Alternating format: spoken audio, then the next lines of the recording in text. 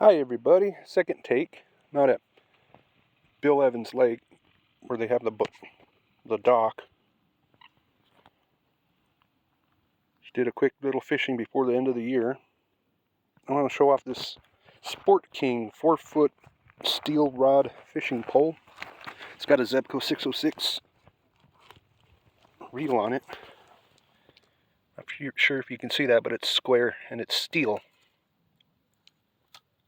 Anyways, it was from like 1950s to 1960s, sold in Montgomery wards. I couldn't find any other information about it, and there's a little dock king, and I already got me a nice little stalker. Just wish everybody a happy new year. And that's it.